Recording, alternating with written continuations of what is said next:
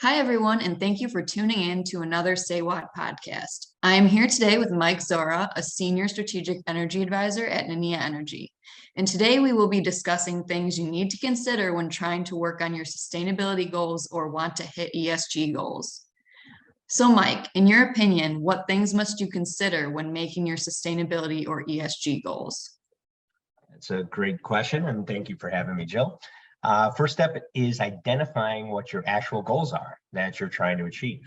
This could be carbon neutral, net zero, emissions free, or simply reducing emissions or your annual usage. Next is considering the time frame on when you would like to achieve these goals. Lastly, how are you going to go about achieving? It's important to make sure you consider all of these options. So it sounds like there's a lot to consider. So what are some of these options? In terms of sustainability, there are different renewable energy options that you should consider when you're going about your planning. So one option is a physical asset.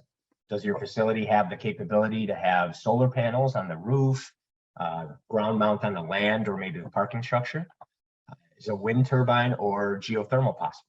These are the more expensive options, but they do have the most financing options available right now in terms of incentives and tax breaks. Another option is considering off-site renewable assets. An off-site renewable asset is a structured deal, sometimes in the form of a PPA or VPPA, which means virtual power purchase agreement. This involves a commitment to take power from a dedicated asset. This is usually a green one, such as a solar field or a wind farm. A good example of this, the city of Chicago just announced a 5-year agreement to have 100% renewable energy for all of their city facilities and operations from solar sites in downstate Illinois. While this one was a shorter deal, sometimes these deals involving PPAs can be 15 to 25 years in length.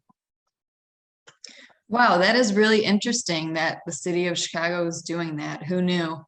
Are there any other options?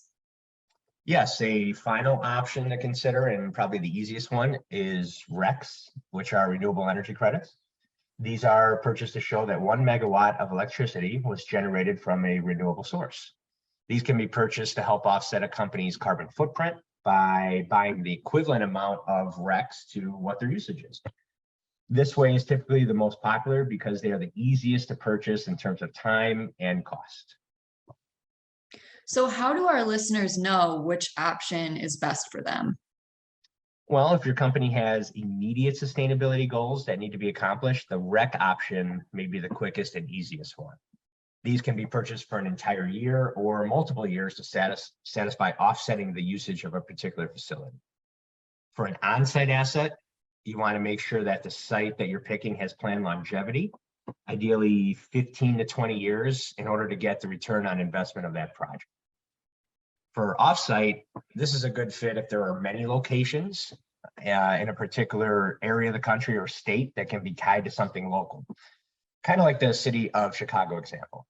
Not only are they buying the renewable energy, but they also have additionality claims by buying it in the same state that the power is consumed. Thank you for sharing all of that, Mike. Sustainability is a hot topic right now, so I bet that was helpful to our listeners in terms of coming up with a plan. Is there any other wisdom you would like to share with our listeners? Yeah, you're right. It is a hot topic. So before considering these options, you want to have a firm goal in mind of what exactly your company would like to accomplish and be able to claim. It's a tough first step, but it's much easier to come up with a plan on how to achieve that goal once it is decided upon. This is a rapidly evolving space in energy, so goals may be small at first, but evolve into bigger ones over the years. Thank you for being with me today, Mike, and thank you to our listeners for tuning in. Stay tuned for the next Say What podcast.